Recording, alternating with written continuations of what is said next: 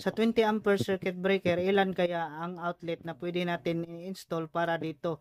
Meron tayong computation para malaman natin yan.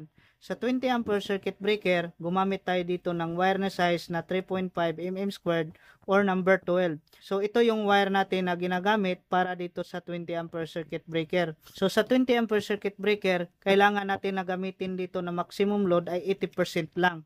Dahil kung i-100% natin yan, pwedeng masunod yung wirings natin sa outlet o di kaya yung circuit breaker.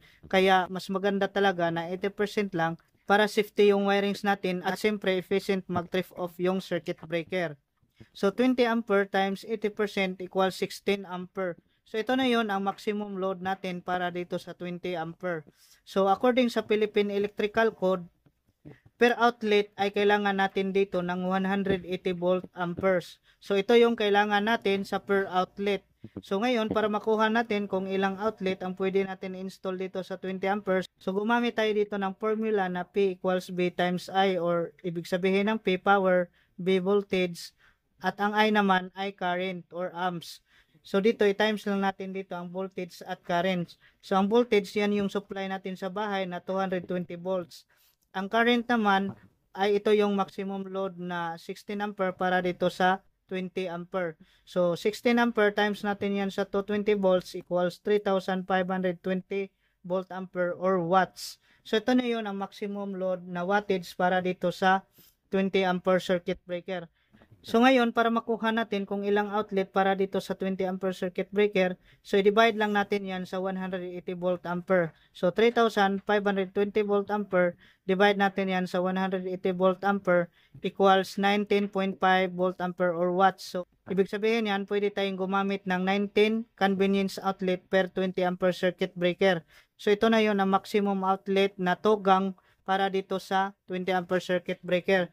So ngayon, payo lang sa mga electrician natin, itong 19 pieces na convenience outlet ay nakadepende pa rin yan sa mga appliances na ginagamit sa may-ari. Kasi itong 19 pieces na convenience outlet, pwede yan ma-overloading o masunog dahil hindi natin alam kung anong ginagamit ng mga appliances sa may-ari. So dito, example lang, yung may-ari pala ay may oven na 2,200 watts, at rice cooker na 1,650 watts, refrigerator 300 watts. So marami pang ibang mga appliances na hindi kasali dito na ginagamit. So example lang, tuwing okasyon, siyempre itong oven ginagamit yan, rice cooker gagamitin yan, refrigerator, mga electric fan, TV, so automatic gamit yan lahat basta may okasyon. So example lang, itong oven natin ay 2,200 watts, rice cooker 1,650 watts, refrigerator 300 watts. So ang total niyan ay 4,150 watts.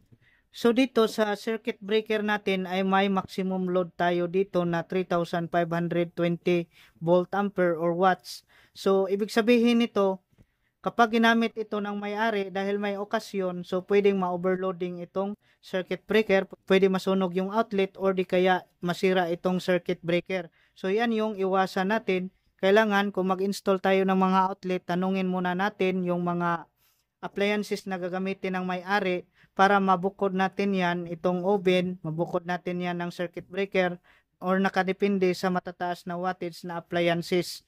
Ngayon, para safety yung wirings natin para sa outlet, so kailangan talaga alam natin kung anong mga appliances na gagamitin sa may-ari para safety yung wirings natin at siyempre safety na rin sa may-ari.